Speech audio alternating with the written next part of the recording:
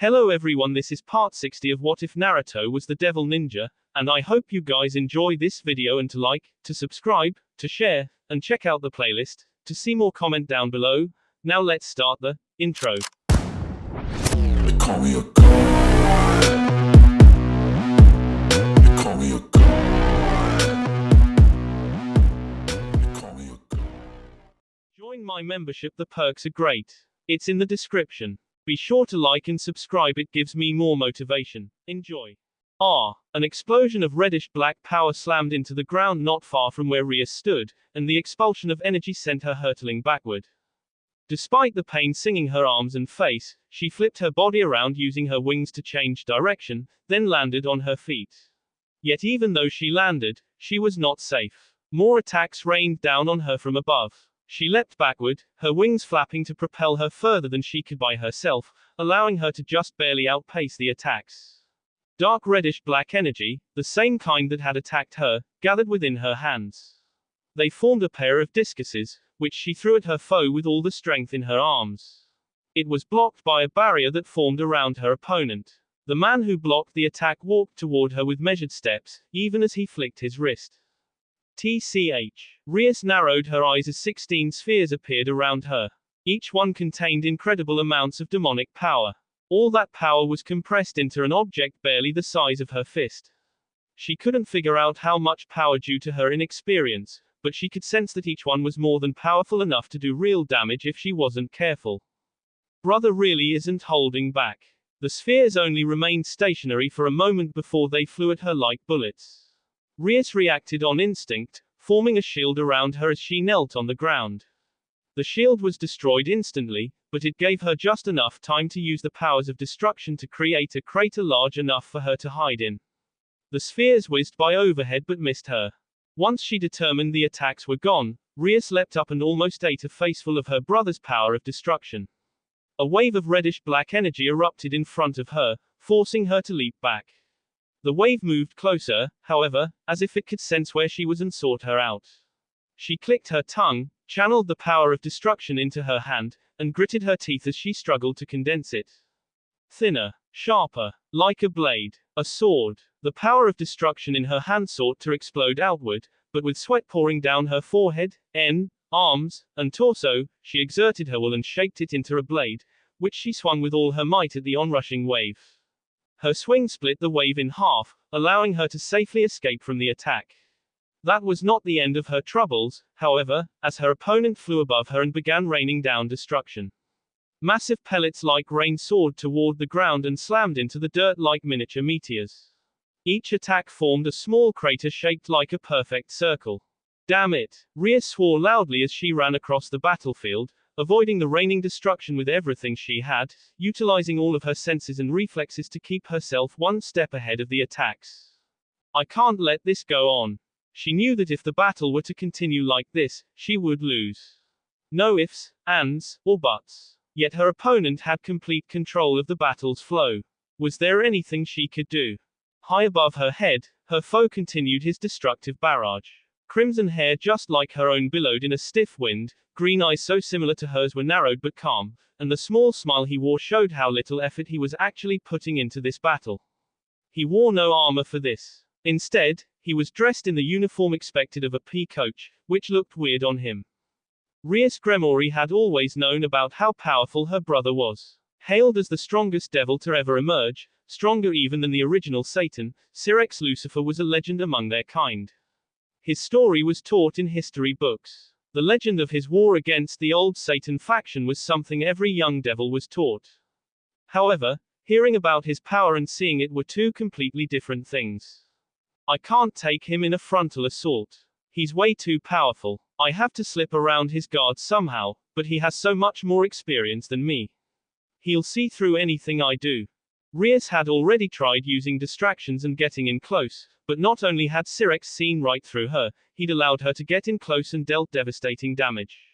Her stomach now had a large bruise on it from where he had kicked her.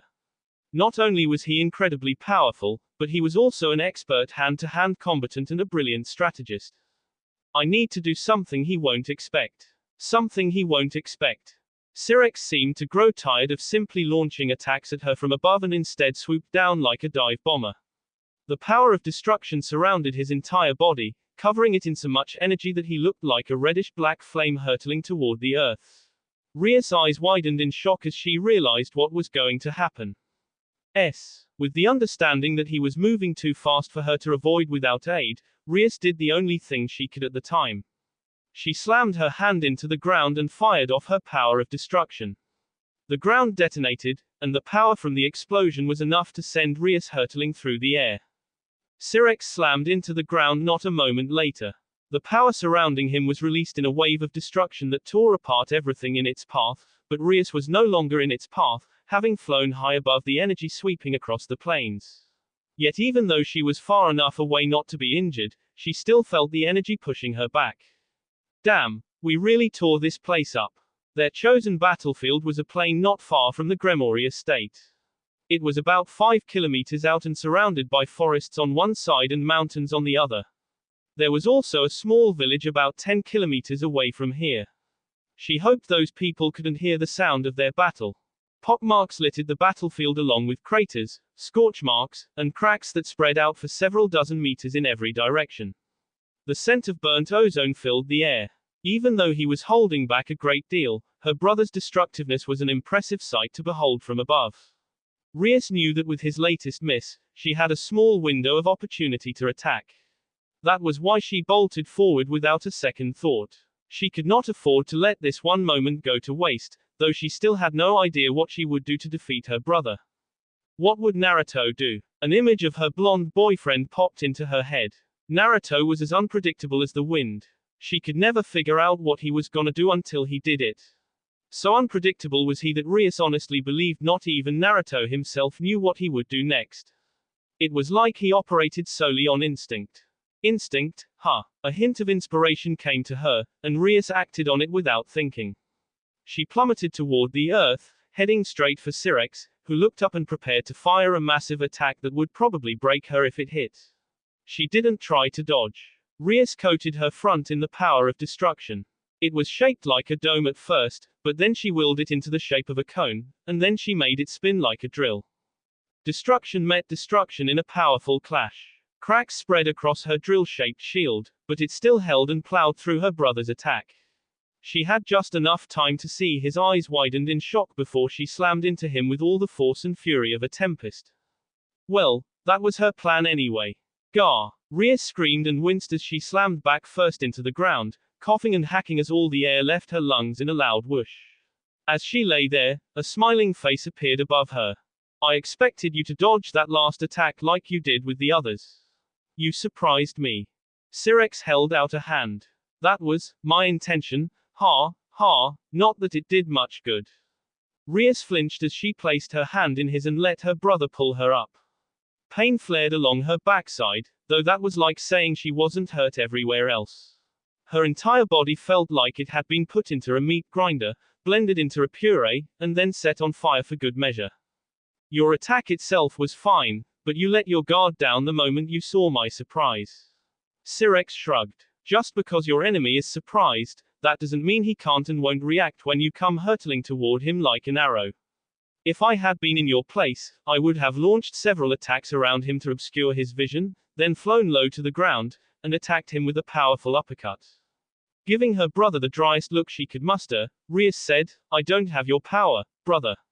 Maybe you could have launched multiple attacks while keeping your shield up, but I cannot do that yet. True, I guess I didn't think of that. Still, you did a very good job. I'm quite proud of how long you lasted this time. Thank you. Since the first day she and her peerage arrived in the Gremory estate, they had all been training to get stronger. Syrinx peerage had offered to train them. Akano was with Grafia, Koneko was being trained by Surta II, Rosweiss, Lefay, and Ravel were with McGregor Mathers to train their magic, Kiba's training was with Suji Okita, Gasper had been whisked off by Bahamut, and Zenevia had gone into the mountains with Beowulf. She knew of what kind of training all of them were doing. The only ones whose training she didn't know about was Naruto and Issei. Issei was currently with Enku. That was her brother's pawn. He was a Killen, a legendary and sacred creature. Rias had no idea how her brother managed to convince such a noble beast to become his pawn, but Enku had been her caretaker when she was younger and often gave her rides around the mansion. Naruto was with Azazel and Ajuka Beelzebub. The Satans only knew what they were doing. You've become much better at controlling the power of destruction, Sirex continued. The manner in which you use it is inspired. I'm assuming Naruto helped you come up with some ideas. I suppose he did, in a way, Rias allowed. Because she was exhausted, she and Sirex wandered over to a half-destroyed rock and sat down on it. She released a tired sigh and leaned back. Her entire body was drenched in sweat, causing her clothes to feel sticky and gross. She couldn't wait to take a shower. Naruto is unpredictable at the best of times, but he's even more chaotic during our training. If I didn't learn how to adapt quickly, I'd be covered in bruises by the end of every sparring session. While Rias was unable to train as much as her peerage due to her duties, that did not mean she didn't train at all. She understood the importance of training. While the rest of her devil brethren sat on their laurels, she had decided to become stronger so she could help her family and friends.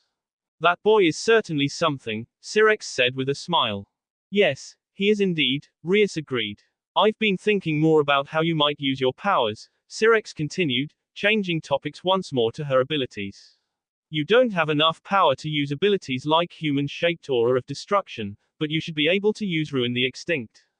You think so? Ruin the Extinct was one of Sirex's signature abilities. He compressed his power of destruction into small spheres that could eliminate anything without a trace. He could freely maneuver these spheres in whatever manner he chose. They could also bypass his enemy's defenses to destroy specific targets. His control over this ability was so refined that he could select what to destroy with extreme precision. I do. With your current power, you will probably only be able to form a single sphere, but it should be just as powerful as one of mine. Would you like me to teach you? Yes, please. It wasn't even something that required her to think about.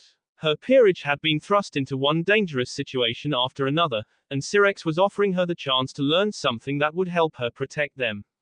She'd have to be a fool not to accept. All right then. Start by forming a sphere with the power of destruction. Then I want you to begin compressing it and adding more power. The key to mastering this technique lies in being able to compress as much power as possible into a space no bigger than your fist. I'd say the amount of power needed to form a single sphere is about the same as your extinguishing star. Now let's get to work. With a deep breath and a determined grunt, Rias stood back up and held out her hands. She didn't care what it took. She would learn this technique. Devil Ninja.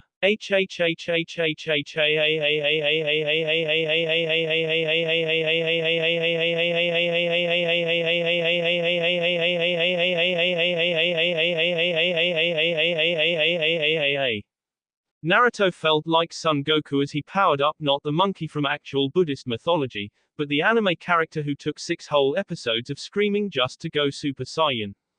He was standing in the middle of a strange cylinder covered in magic circles.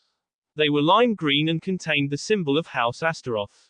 Naruto knew from being experimented on that Ajuka's demonic power was inherently unique, even more so than Sirex, who was born with immense demonic power and wielded the power of destruction.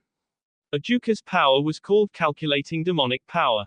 Because of how interested he was in calculations and equations, he developed his demonic power to specialize in it.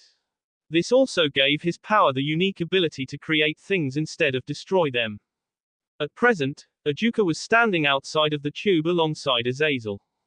The Super Devil and the former Governor General of the Grigori were both watching him like he was a labrat, but Naruto didn't let that bother them as he continued to let his chakra overflow, let mix and intermingle with his demonic power, increasing the potency of both.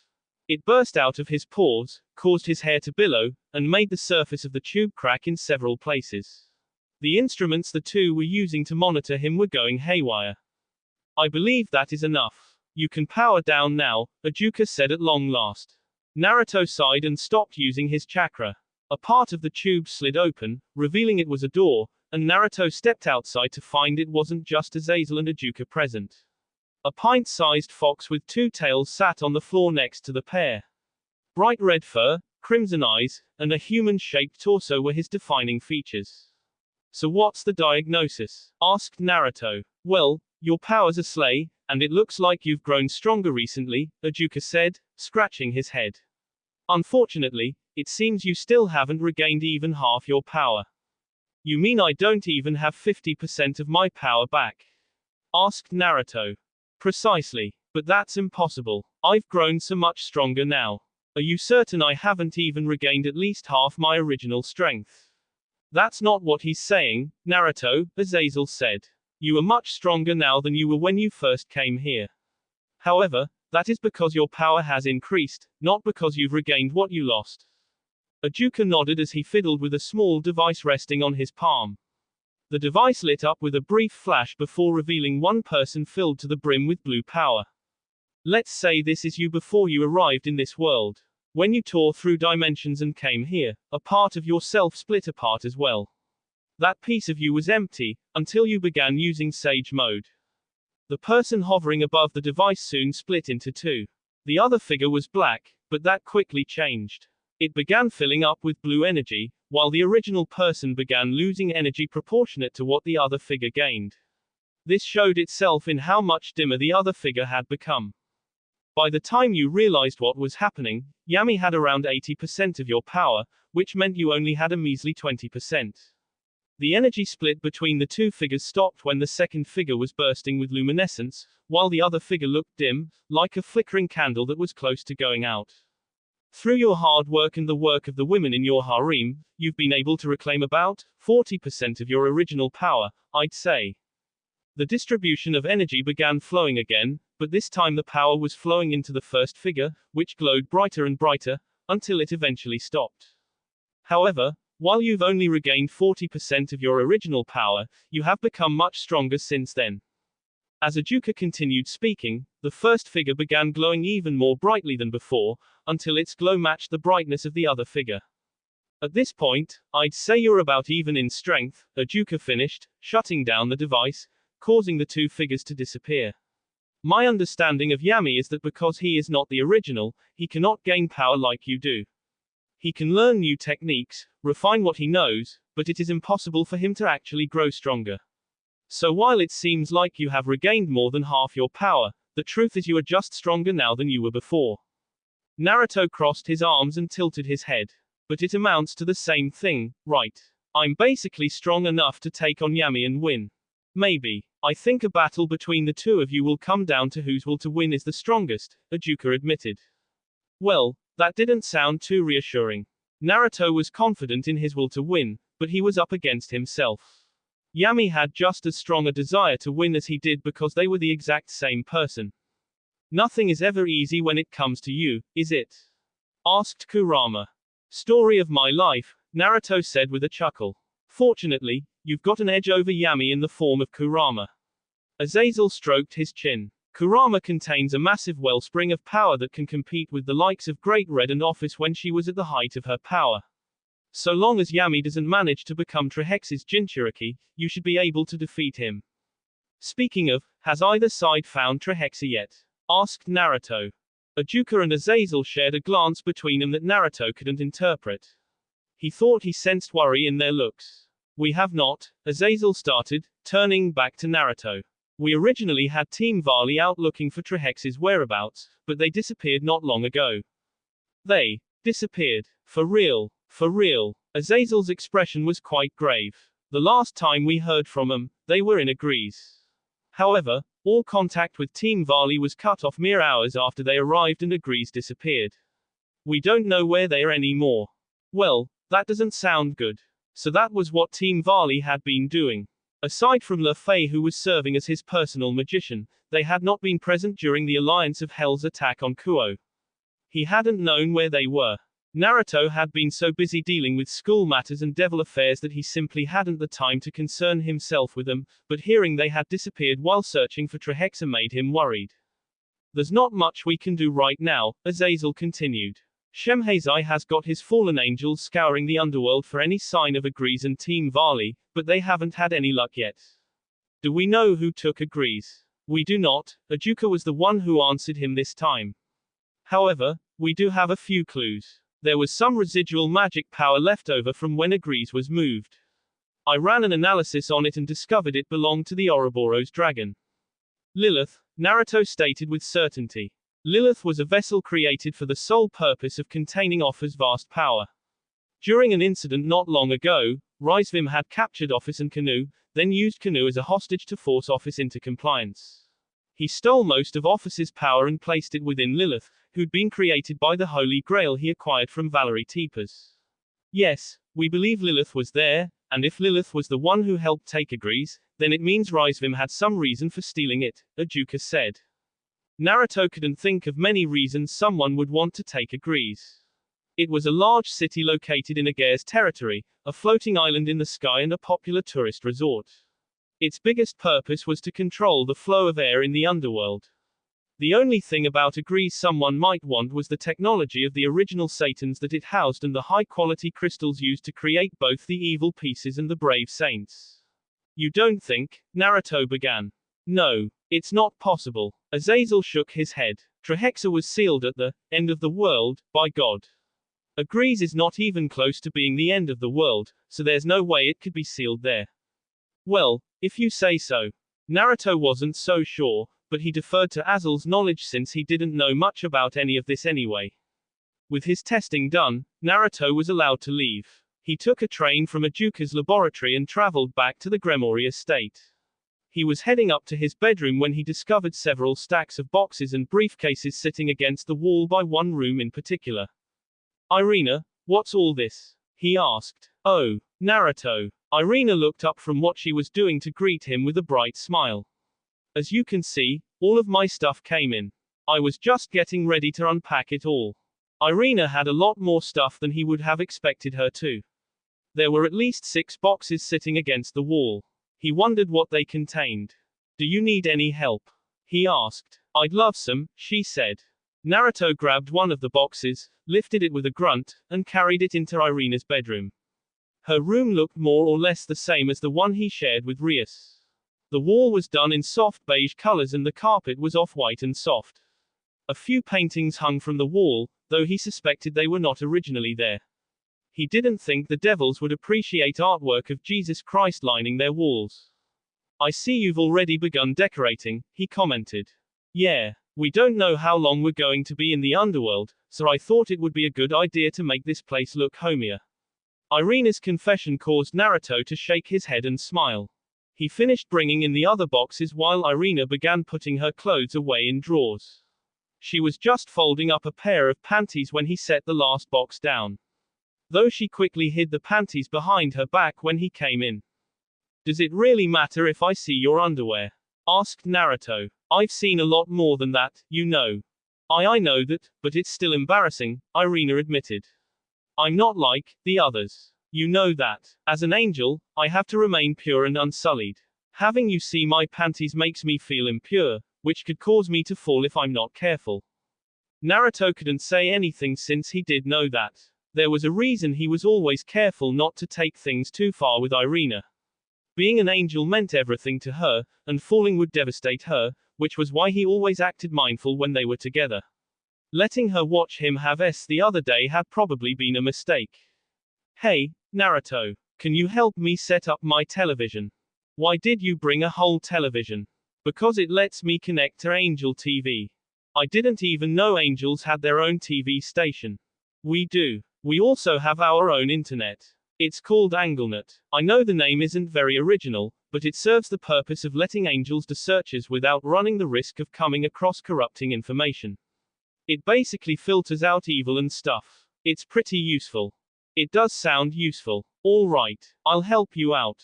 Thanks. They quickly got to work on setting up Irina's television, which was much bigger than he would have expected. It was about 152 centimeters or so. Naruto placed it on the dresser, while Irina began hooking it up to the cables in the wall. All the technology used by angels, devils, and fallen was based on human tech, which meant they were all compatible with each other. Finally done, Irina let out a sigh as she sat down on the bed. Thank you for the help. You're welcome. Naruto moved over and sat down beside Irina, close enough that their shoulders were touching. He closed his eyes, sighed, and leaned back, but then he paused when a crinkling sound reached his ears. There was something underneath his hand. Frowning, he picked up the item, which looked like a letter. I think this is addressed to you, Irina. Ha! Naruto handed the letter over to Irina, who took it between her hands. After studying the envelope for a moment, she opened it, removed the contents, and read through it. Her brow furrowed after she finished. Naruto watched as she set the letter on her lap, waiting for her to say something. She eventually turned to him. It's from my parents. They said, she gulped. They said they would like to meet you. Devil Ninja. Not long after helping Irina put her items away and finding out that her parents had requested a meeting, Naruto found himself removing his clothing in the changing room. The Gremory estate boasted impressive bathing facilities. Perhaps it was due to their nature as a house of devils that loved to dote on their servants, but the bathhouse was a massive place of 2 stories that was designed to be accessed by multiple people at once. Men of the Gremory family were directed to take their baths on the bottom level, while women stayed on the upper level. Steam rose all around Naruto as he walked into the bathing room, a towel wrapped around his waist. It was thick and blanketed the room like a second layer. When he glanced up, he could just barely make out the domed roof. A little to his left was a waterfall, which came from the second level where the girls took their baths. If it isn't the man of the hour. Welcome, Naruto Uzumaki. Blinking several times, Naruto looked into the large bath to find several people already present. There were the men of House Gremory, of course, but mixed in among them was a man who definitely didn't belong. His messy brown hair and purple eyes were as memorable to Naruto as his powerful muscles. He was lounging on the side of the bath, arms resting on the lip as he leaned back. Sairaorg, what are you doing here? Though surprised, Naruto did not let it slip as he wandered into the bath, waded over to where Sairaorg sat with Kiba and Gasper, and sat himself down. I was asked to come in to help train everyone, Sairaorg announced with a friendly grin. While fighting against opponents many times stronger than you is obviously the best way to increase your strength, it's hard to put what you learn into practice because they are so much stronger than you. Fighting someone closer to your level is the best way to refine what you know. Ah, so they asked you to be Aize's sparring partner, I take it. Is that why he looks so s? Pretty much. Aize was also present among the group, but he was lying face first on the stone tiles with only his waist in the water. The rest of him was flopped on the floor like a fish that had been left out on dry land for too long. He wasn't so much as twitching. Aize has been training to master a new power of his, Kiba added. I don't know much about it myself, but after training almost non-stop with Enku for several days, he finally figured out how to use it. That's when Sairaorg was called in. So how is his new power? Asked Naruto. Raw, but pretty incredible. He'll be even more of a monster to fight if he can master it, Sairaorg said with a grin. And what about you? Training going well? Naruto shook his head as he leaned back against the tub's lip. I'm not training right now, since I don't really need it. I can't get much more powerful than I am now without taking back what Yami stole from me. He wondered if he could call it stealing, since they were both the same person, but put that off as non-consequential. And I've already trained all of my current techniques to be as perfect as I'm gonna get them. All that's left for me is to confront Yami in a final showdown. It sounds like you're primed and ready to rock, Sairaorg said. Pretty much. Naruto cast a lazy glance at Kiba and Gasper. And you too. How's training? Difficult, but rewarding, Kiba said with a smile. You remember our fight with the hero faction, yes. The 3 factions alliance seemed to think my contributions made me worthy of being the wielder for the demonic swords that Siegfried was carrying, so now I'm learning how to wield Gram, Balmung, Nothung, Turfing, and Dansleaf. Kiba closed his eyes and took a deep breath. Each of those swords is incredibly powerful on their own. Learning to wield just one is hard enough. Which one are you learning to use right now? Gram. It's the most powerful of the demonic swords. It has all the power of Durandal, but it's a dragon-slaying sword like Ascalon. I think it would be the most useful sword to wield once we begin battling the Chaos Brigade. Kiba raised his hand and splashed his face with water. Naruto noticed from the movement that there was a new scar on his left shoulder. Gram drains my energy so quickly I can only use it for less than 10 minutes. I'm currently learning to minimize the strain it has on my body by controlling its aura to release only on impact. Naruto understood the basic principle behind what Kiba was attempting. Gram sounded like an energy guzzler that sucked people dry to constantly produce an aura of destruction, But if Kiba could learn to control the aura to only release upon impact, he could effectively minimize the amount of energy it used. This would allow him to fight longer. In theory. And Gasper, me. Oh, I'm good. Gasper sunk into the water as if that would somehow make him smaller, but it didn't stop Naruto and the others from looking at him, so he looked away. I don't need to work on using my powers right now. Bahamut said I didn't need to gain more power. He's having my work on my hand-to-hand combat right now. Isn't Bahamut, like, a massive ass sea monster? Naruto made a face. How can he train you? Gasper covered leaned over with a groan, gripped his hair, and looked into the water. His eyes were wide and sightless. Naruto became worried when he saw the look of terror in Gasper's eyes. He didn't, Bahamut, took me to a place deep beneath the sea, and then he had me fight a horde of monsters with my bare hands. It was horrible. Each monster was scarier than the next, and strong, and I thought I was going to S. But he wouldn't let me stop, so I had to keep fighting and fighting and fighting. As Gasper devolved into jittery mumbling, Naruto shared a glance with Kiba and Cyraorg. Perhaps I shouldn't have asked, he said with a helpless smile. Devil Ninja. Because there were more women among the Gremory household than there were men, the second floor of the bath was a lot more crowded. Rias and Akino were lounging together in the pool. Revel, Office, and Koneko were playing together, though it looked more like Koneko and Office were teasing poor Revel to Irina.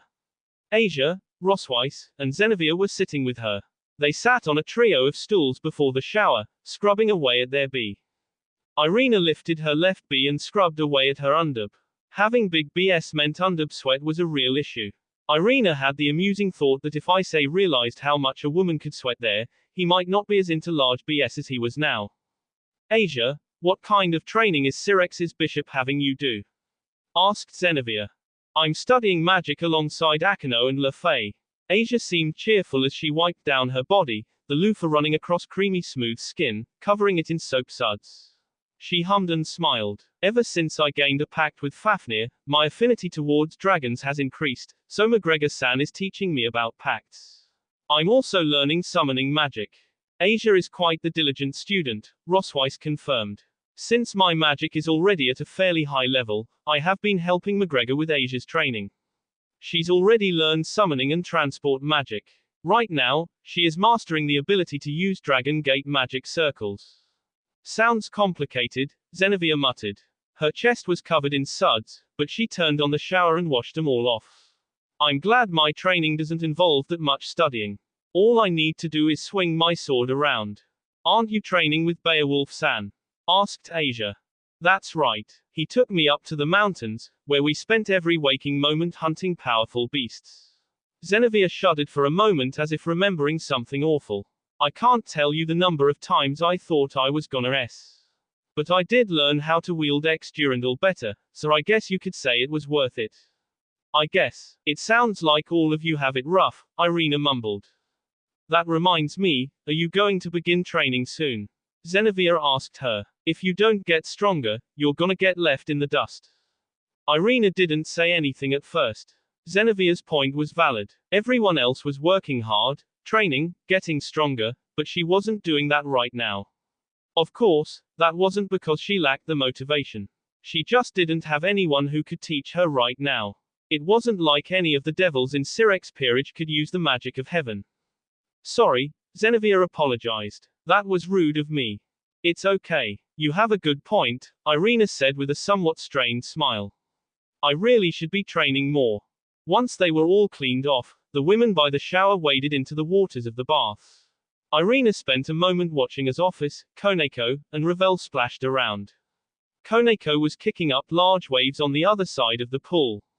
Office simply used her powers to reflect the waves at Revel, who sputtered and shouted at the pair to stop. Irina shook her head. Office might be the oldest person she'd ever met, but she acted like such a child sometimes.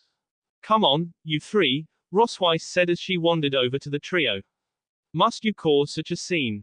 It's fun, Office said as if it was obvious. I'm with Rosweiss on this, Revel said. You two should stop acting so childish. You should get those panties out of your butt crack, Koneko said. What's that supposed to mean? You should learn to relax too. Roswise, Koneko switched her focus to the Valkyrie as she made a gun out of her hands and squirted the silver-haired Valkyrie in the face. That is quite enough out of you, Koneko. Stop acting so childish, BBRBBL. Koneko simply continued squirting Roswise in the face, who eventually retaliated with some water magic that transformed into a dozen tentacles and began groping the catgirl. Naruto would have probably enjoyed seeing the tentacles writhing all over the Nekosho. Even Irina would admit that it was an erotic sight. Several tentacles had coiled around her BS and one was even rubbing her bare C. Slowly wading over to Rias and Akino, Irina sat herself down in the water until it reached her BS. She closed her eyes, breathed in deeply, and expelled the warm air from her lungs. Being in the hot water like this was so relaxing. While Asia sat down beside Akino, Zenevia began swimming across the pool. Irina almost shook her head. That friend of hers was just way too active. It wouldn't Zenevia to take it easy once in a while, but she seemed intent on constantly remaining in motion. She even moved a lot in her sleep. Good job during today's training, Asia, Akino complimented. Thank you. You did a really good job too, Asia said with a bright smile. Enjoying yourself, are we? Asked Rias. Irina opened her eyes to gaze at the redhead. I am, though I do feel a little lost. Everyone else is training so hard that I feel like I should be doing more. I'm sure we'll figure out a way for you to train soon. Just give it some time. Rias smiled at Irina. It was kind and amiable, which caused her to smile back. She didn't find it weird anymore that she was friends with a group of devils. As she chatted with Rias, Irina remembered her parents' letter about wanting to meet Naruto. She furrowed her brow and wondered when would be a good time to bring it up. Rias was very needy when it came to her boyfriend, and while she was willing to share him with the others, she still retained a sense of possessiveness that made Irina worried about offending the woman if she asked for Naruto to travel with her. However, it wasn't like she could put this off forever. Say, Rias, would it be okay if I borrowed Naruto for a bit? Asked Irina. Rias's response to her question was to tilt her head. Devil Ninja. Rias allowed Irina to take Naruto after she explained the letter her parents had sent her. They left the day after their time in the bath. It took a lot of effort to leave the underworld. They first took a carriage to the nearest train station, then had to wait until they could board the train that would take them out of the underworld. While they were given VIP seating because Naruto was a member of the Gremory household and Rias would never let him travel in coach, they weren't using the personal train owned by the Gremory family. The luxury train that would take them from the underworld to the human world looked like a standard bullet train, painted in the dark crimson that symbolized trains belonging to the Gremory family. It didn't look any different from the outside than any normal train. Naruto and Irina were sitting in their own cabin, which was big enough for at least 6 more people, but they had it all to themselves. This was the first time in a long time that Irina had been alone with Naruto. She didn't want to admit that she was nervous, but after witnessing Naruto have S with Rias and the others, she couldn't help but feel jittery about being alone with him. Of course, she wasn't worried that he would jump her. The problem was Irina herself. Much as it horrified her to admit, she really wanted to know what it felt like to have S with him. It was almost funny. Several months ago, she had been in love with her childhood friend, Issei, but he hadn't shown any interest in her. She didn't know if he just didn't see her as a woman, or if his own personal baggage kept him from confessing any feelings he might have. That had depressed her a little. However, Naruto had expressed interest in her. He told her that he wanted her, that he found her attractive and wanted to be with her. While she had been reluctant at first, afraid that perhaps she was just using him as a rebound to deal with Issei's lack of feelings for her, Irina had decided to try dating Naruto. He had not disappointed her. It's kind of exciting being on our own, isn't it? Asked Irina to fill the silence. It is interesting, Naruto said with a grin. I'm so used to being with everyone that it feels a bit weird. I know what you mean. So, what should we do to pass the time? I was thinking we should play some games. The first game Naruto suggested they play was 20 questions, which was a simple game. Naruto thought of a word, Irina had to guess what that word was, and she could ask 20 questions to help her figure out what word he was thinking about. However, all of her questions had to be ones that could be answered with a simple yes or no. Naruto was not allowed to give her any hints. Is it alive? No. Is it an inanimate object? No. So it wasn't alive, and it wasn't an inanimate object like a television or a game console. Irina crossed her arms and tilted her head.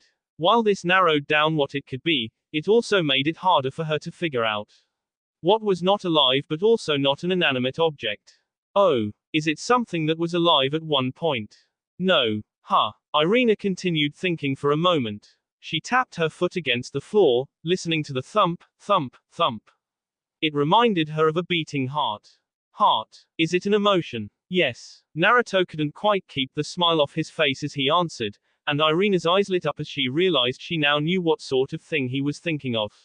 An emotion was not alive, but it wasn't an inanimate object either. It was a feeling. Does your emotion have anything to do with me? Yes. Is it a good emotion? Yes. Will I be embarrassed by this? Yes. Irina felt her cheeks growing warm as Naruto continued to answer in the affirmative. She was almost positive she knew what this emotion was now, but she still wanted to ask a few more questions just to be sure. Do you love me? I do. You're supposed to answer with yes. Ah, right. Yes. The emotion is love, Irina answered confidently. You got it right, and you only needed to ask 9 questions. Naruto smiled at her. Should we switch now? Actually, I wanted to play a different game. What game do you want to play? Naruto tilted his head as Irina stood up and walked over to him, lifted one leg and placed it on the bench, then lifted the other and did the same thing. Like that, she scooted forward until she was straddling his waist. It's called the kissing game, Irina breathed, cheeks flushed with excitement as she wrapped her arms around his neck and leaned down to claim his lips. The kissing game was not the only game they played on their trip. It took several hours to get from the underworld to the human world. Once they arrived in the human world, Naruto and Irina took a taxi from the train station to the airport, where they boarded a passenger plane that traveled from Kuo, Japan to London, England. As they emerged hand in hand from the airplane, Irina looked around at the bustle of people. It was a bit odd being back in Europe. While the Gremori household had a lot of different-looking people, the people of Japan were very homogeneous. They all looked quite similar to someone who didn't have a discerning eye. Black hair, black eyes, a little smaller in build than the average European. Those were the standard features of a Japanese person. European people came with many different hair colors, skin tones, shapes, and sizes. As she was adjusting to the sudden change in people, Naruto nudged her shoulder. I take it those are your parents. Irina looked over to see 2 people standing a couple meters away. One of them was a middle-aged man with brown hair and violet eyes just like her. He wore white priest robes. Standing next to him was a woman with black hair and bearing a close resemblance to Irina herself. Unlike her husband, she wore a simple white gown that paired well with her long hair and dark eyes. She was clearly of Japanese descent. That's them, Irina said with a slight smile. She led him over to the pair and gave them a cheerful wave despite her nerves being all over the place. Hey, Mom. Hey, Dad. It's so good to see you. Irina, it is nice to see you are well. The one who first greeted Irina was her mother, who stepped forward and embraced her in a fierce and motherly hug. Irina returned the hug, glad that she was finally able to see her parents again. It hadn't been that long since she left England and went back to Japan. At the same time, so much had happened that it felt like forever since she'd seen either of them. While her mother gave her a big hug, her father eyed the young man she was with. Irina had been worried about what her father might think of her boyfriend, not only because he was a devil but because her father was a dad and it was common knowledge that most dads were overprotective of the daughters. However, Naruto bore the scrutiny easily. Smiling, he extended his hand toward him. It's nice to meet you. I'm Naruto. Tuji, her father said, gripping the hand in a firm shake. I've heard a lot about you from my daughter. To be honest, I wasn't sure what to think when my daughter said she was dating a devil.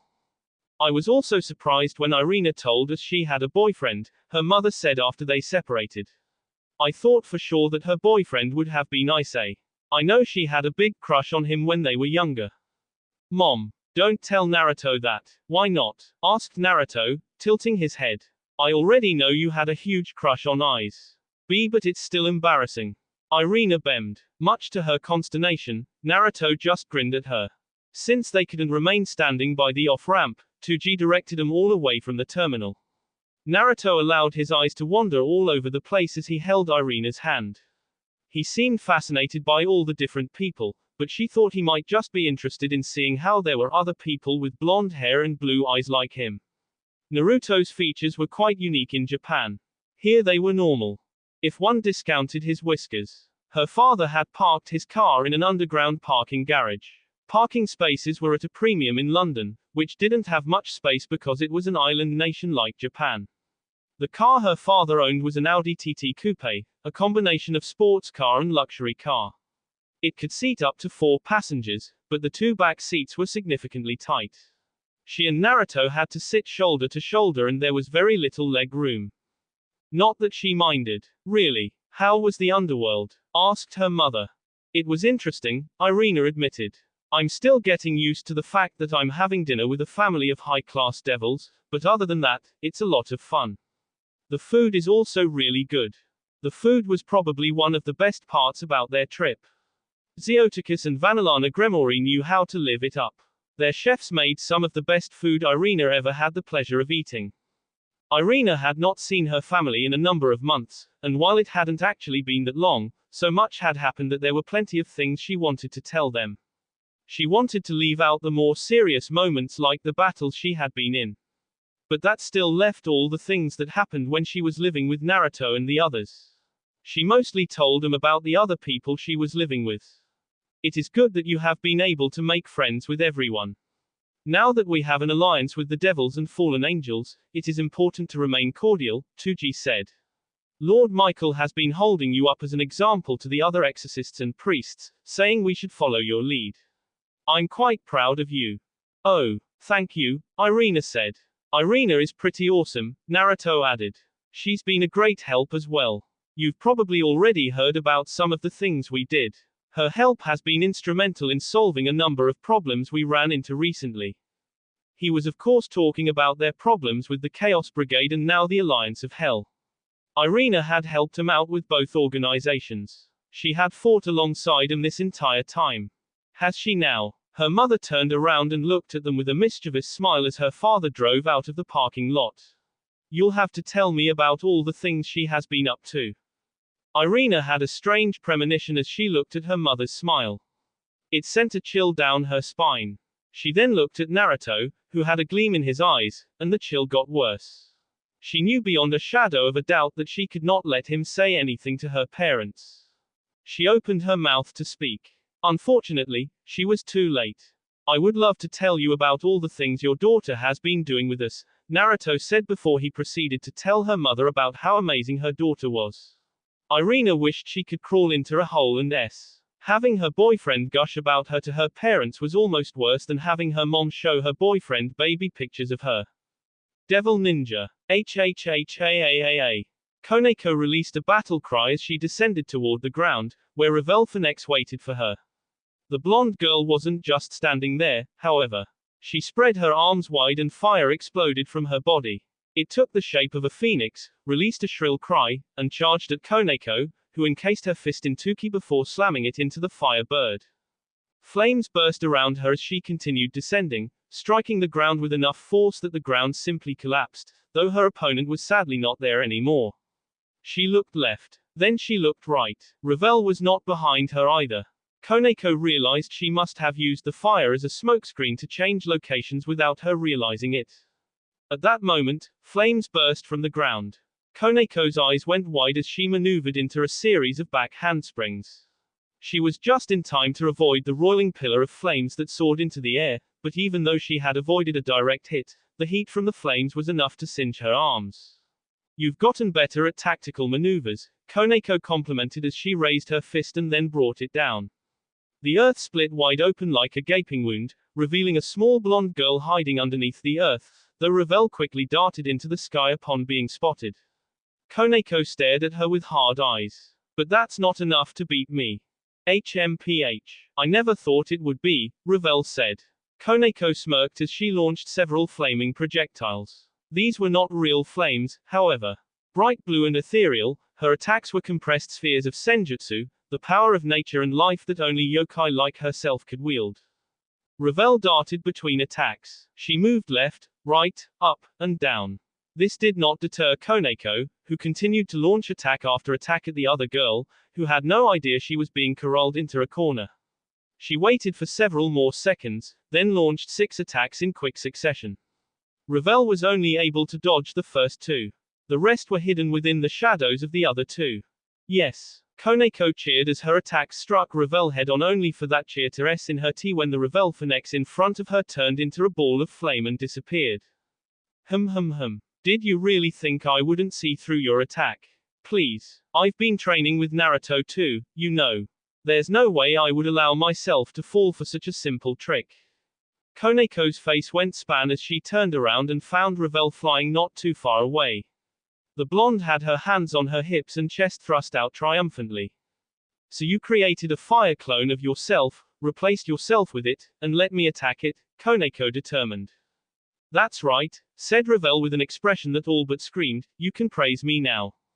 Koneko continued to stare at Ravel, who began sweating uncomfortably. She looked left, then right, then back at Koneko, before sliding her eyes to the ground. What is with that look? She asked. Koneko sighed. If you went through all that effort to deceive me, why didn't you capitalize on your success and attack when I was distracted? Well, obviously it's because I'm getting tired, Ravel sputtered.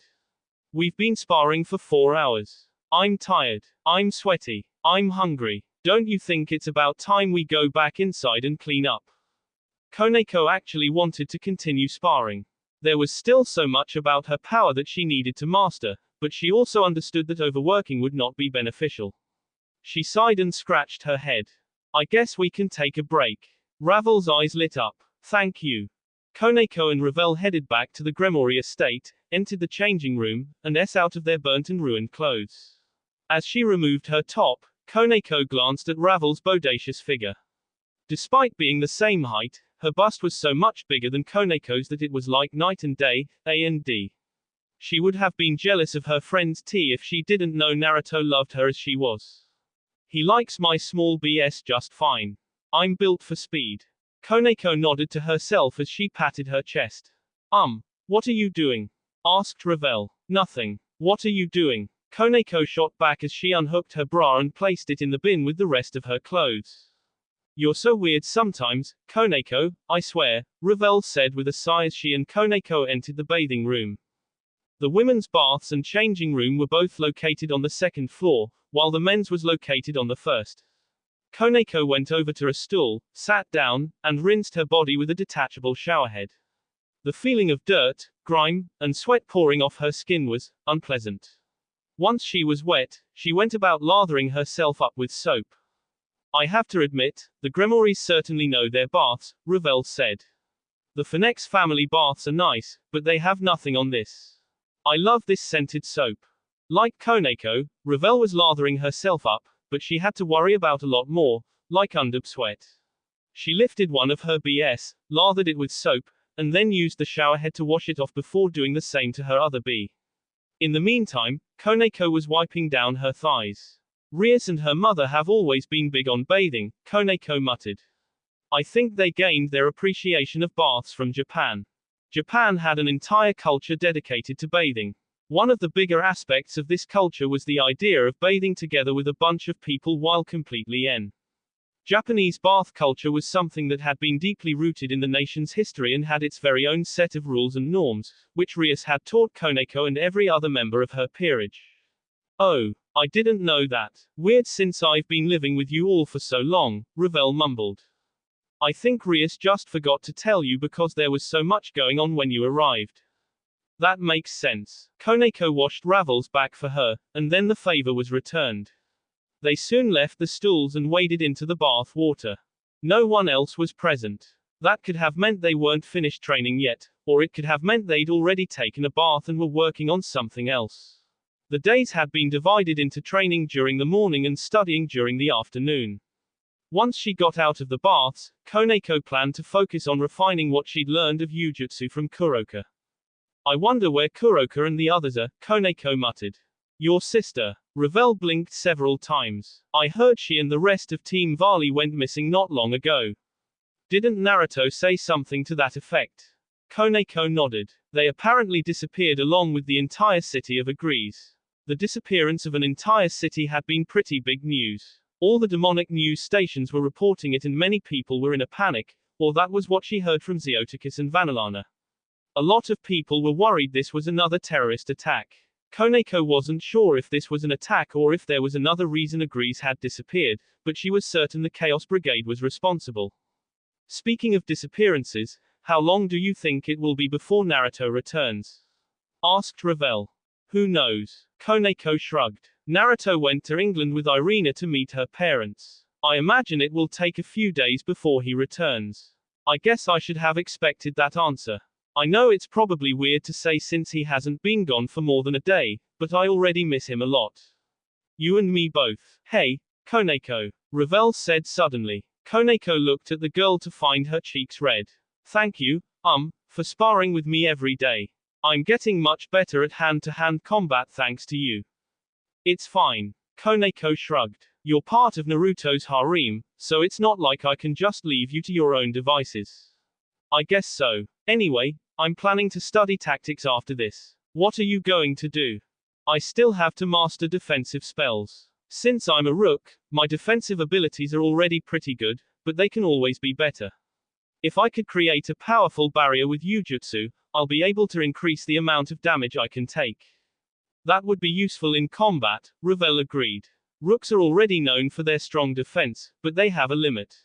If you can exceed that limit, you can launch a surprise attack at your opponents. Have you considered learning illusions as well? It might be smart to learn how to hide yourself. Imagine being able to sneak up on an enemy and attack when they least expect it. Koneko shook her head. I thought about using illusions like that at one point, but it's not really my style. I prefer straightforward assaults and pounding the enemy over hiding behind an illusion and attacking when they least expect it. That's more my sister's forte. It was still a little weird calling Kuroka her sister since they had been estranged for so long, but Koneko had been spending a lot more time with her ever since Team Vali moved into Naruto's house. The fact that she was worried about her sister's disappearance stood as testament to how much closer they had become. I suppose, that is a good point. I still think there is merit in learning illusions, though. Ravel wasn't one to give up. Perhaps she was doing what she felt was her duty as Naruto's bishop and his first evil piece. It was a given that Koneko would eventually join Naruto's peerage, so Ravel was probably trying to make her as strong as possible for when that time came. That was why Koneko didn't get upset as she and Ravel debated the merits of learning to create illusions until it was time to get out of the bath. Devil Ninja. It took maybe an hour to reach the Shido family residence. The suburb where Irina's family lived looked so much different than what Naruto was used to.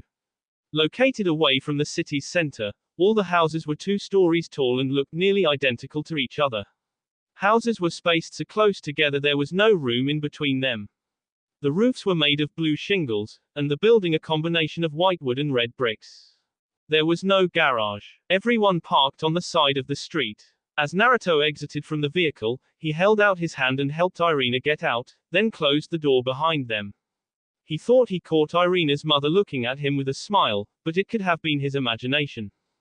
Here we are. Home sweet home. Tsuji looked from the house to Naruto. I'm sure this isn't what you're used to, but I hope you'll accept our hospitality. Of course. Thank you very much for having me over. Naruto gave them his signature grin. I actually kinda like this. It reminds me of the apartments I grew up in. That's so. Well, I suppose that is good. Tsuji and his wife led Naruto and Irina into the house, the scent of old wood and pine filtering into his nose. He thought the scent was similar to potpourri. Both he and Irina removed their shoes at the entrance and stepped inside, the wooden floorboards creaking beneath their feet. The Shido residence had 2 floors. The first floor was dedicated to the living room and kitchen, while the second held 2 bedrooms, Irina's and her parents'. I'm sorry to say we don't have a guest bedroom. Living space is at a premium here in England. Are you okay sleeping on the couch? Asked Tsuji as they entered the quaint living room. Naruto was about to tell Tsuji that the couch worked fine. After all, Naruto had slept on much worse during his time as a shinobi. Irina beat him to the punch. He can just sleep with me. Tsuji and her mother both turned in her direction, And Irina, realizing what she had just said, turned a bright shade of red. What I mean is, Naruto and I have snuggled in bed together. But we haven't done, that yet, so, it's fine if he sleeps with me. Naruto had to cover his snickering with a cough as Irina tried to dig herself out of the grave she created. Meanwhile, her father looked like someone had just shot him in the chest, while his mother was giggling. I never expected you and Naruto to be so close already. Covering her hand with her mouth, Irina's mom could only hide the smirk curling her lips. She could not hide the crinkling of her eyes. You must have really made my daughter fall hard for you to make her even consider sleeping with you. I'm very impressed. Mom, Irina shouted. Naruto won't be sleeping with you, Tsuji said with a grunt. I don't care if you two were sleeping together in Japan, but in my house, a woman will not sleep with a man until they are wed in holy matrimony. I'm pretty sure getting a blessing like that from God would kill Naruto, Irina muttered, but Tsuji wasn't listening. Naruto assured everyone that he was perfectly content sleeping on the couch, which seemed to please Tsuji, though Irina looked put out. Her mother just seemed amused. That woman reminded him of several other mothers he had met. Was it a mom thing to tease your daughter about the man you liked? Once their sleeping arrangements were more or less settled, Irina showed him around her house. It didn't take very long. There were only 5 rooms in the entire house. The kitchen, the living room, her parents' bedroom, her bedroom, and the toilet. Everything was so much smaller than he was used to these days, but he acknowledged that this house was also bigger than the piece of crap apartment he lived in as a kid. Her room was the last one he'd been shown. This is a pretty cute room, Naruto said as he looked around the room. The room was like an odd mix of religious zeal and cuteness. Several paintings of God, the Holy Mother, and Michael adorned the walls. He didn't know if they were originals or not. He didn't think so. On the other hand, her bed looked soft and fluffy, with white and pink sheets and numerous animals stated atop it. There was a dog, a cat, a dragon, a giraffe, and several other types of animals he recognized from the time he went with Rias to the zoo. Thank you. Irina clasped her hands behind her back and rocked back and forth on her heels. This is the first time I've ever had a boy in my room before. Really? Yeah. Not even Eyes has seen my room. That's probably just another reason he thought I was a boy when we were little. Oof. Naruto didn't know about that little tidbit, but it must have hit Irina hard when she learned about it. He couldn't imagine how he would have felt if his crush used to think he was a girl. After being shown Irina's room, the two of them went back downstairs. The strong scent of cooking meat wafted to them as they entered the living room. Naruto looked toward the door leading into the kitchen, but then he turned his head and looked further into the living room. Tsuji was sitting on the couch and had a newspaper in his hands. That was another thing about England that Japan didn't have. Most people in Japan read the news on their smartphones. Newspapers were something that had fallen out of favor. Dinner will be ready soon, Tsuji said without looking up from his paper. Sit down, won't you? There's something I'd like to talk to you about. Naruto and Irina looked at each other, then wandered over and sat down. There were only 2 places to sit, the couch and a chair. Naruto sat on the chair. He was about to get comfortable, but then Irina scooched into the chair with him. Tsuji noticed this but chose not to say anything. I wanted to ask what your intentions are toward my daughter, Tsuji said without preamble.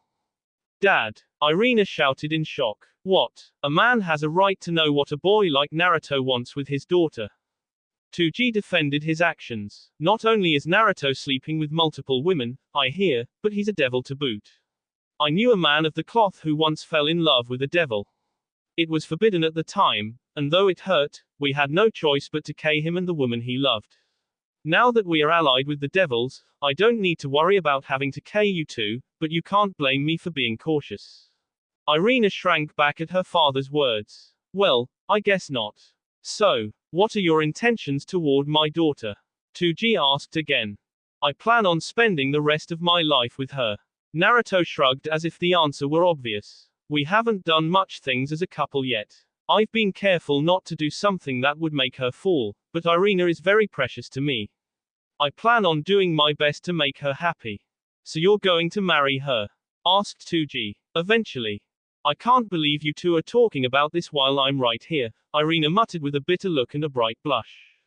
2G continued asking Naruto questions, though not all of them involved his daughter, until Mrs. Shido came in and announced that dinner was ready. They all moved into the kitchen. It was larger than Naruto expected, with a table smack in the center of the room. Everyone sat down around the table, which was able to comfortably seat 4 people, though it would be a tight squeeze to fit any more. Mrs. Shido pulled something from the oven, a strong scent wafting over everyone. Naruto took a deep breath as she placed the glass cookware on several heating pads. It looked like a dish made of meat, potatoes, and vegetables. Oh, wow, you made shepherd's pie. Irina clapped her hands together in excitement. You're in for a real treat, Naruto. Mom's shepherd's pie is the best. So that's what this is called. I'm looking forward to eating it. While this shepherd's pie was obviously no ramen, he was certain it tasted delicious judging by the smell alone. Contrary to its name, shepherd's pie was not at all like the traditional pies he was used to. It had no pastry crust. It had a meaty filling mixed with vegetables like carrots, onions, and tomatoes, and then potatoes on top. On that note, the food was delicious. The moment he stuck a spoonful in his mouth, Naruto's tongue was assaulted with a robust flavor as the meat and vegetables complement each other. The potatoes served to offset the intense flavor of the meat. It acted similar to the way bread did. Naruto had no trouble informing Mrs. Shido that her food was delicious, which caused the woman to preen and her husband to nod affirmatively. It seemed if nothing else he'd earned some points with 2G for complimenting his wife's cooking. After dinner, Naruto offered to help wash the dishes, but of course Mrs. Shido would have none of that. You are a guest, and here, guests do not wash dishes, she said before shooing him out of the kitchen. It was a little odd not doing the dishes. That was more or less his role back at home. He sat on the chair with Irina while 2G sat on the couch. Irina's father asked Naruto about things like his training and so on. They were more amiable questions than the ones he asked after they first arrived here, which he hoped meant 2G was accepting him now. During their conversation, the doorbell rang. It looks like he's arrived. Irina looked questioningly at her father. 2G stood up. You two wait here for a moment while I get this. Naruto and Irina shared a look as the door to the entrance hall closed behind 2G.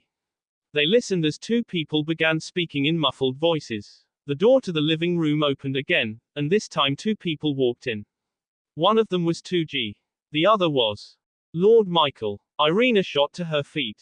Michael wore a gentle smile as he gazed at his ace. Irina, it is good to see you are in fine health since our last meeting. Naruto, it's nice to see you as well. Yeah, same here, Naruto said. What is going on? Asked Irina, both confused and reverent. Lord Michael, how did you know we were here? Because I am the one who asked him to call for you, of course, Michael said. The Lord of Heaven moved over to the couch and sat down. 2G did not sit. He remained standing off to the side, looking for all the world like a devout worshipper staring at his god. Naruto guessed that was where Irina got her devoutness from. You called for us. I don't understand, Irina said as she slowly sank back onto the chair. Her confusion was understandable since she assumed her parents had been the one to invite him over, but if Naruto considered the timing, it became all too obvious that her parents would not have called for her without a good reason. The Chaos Brigade was still at large, the Alliance of Hell had made their move, and they needed to train and grow stronger if they wanted to protect everyone. There was just way too much going on right now for a family get-together. I understand your confusion, Michael said.